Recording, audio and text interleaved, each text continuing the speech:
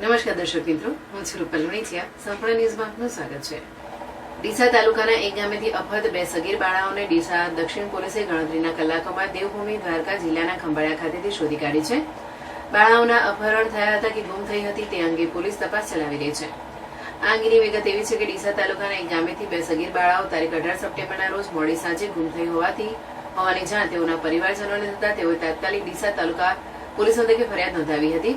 જેમાં ભાદરવી પૂનમના મહામેળામાં અંબાજી ખાતે મોટાભાગે પોલીસ સ્ટાફ બંદોબસ્તમાં વ્યસ્ત હોય બંને બાળાઓને શોધવાની તપાસ ડીસા દક્ષિણ પીઆઈ કેવી દેસાઈને સોંપવામાં આવી હતી, જેથી તેઓએ ઓછા પોલીસ સ્ટાફ વચ્ચે પણ હ્યુમન સોર્સ લગાવી અને ટેકનિકલ સર્વેલન્સ અને સીસીટીવી ફૂટેજની મદદથી તપાસ હાથ ધરતા બંને બાળાઓ દેવભૂમિ દ્વારકા જિલ્લાના ખંભાળિયા ખાતેથી મળી આવી હતી.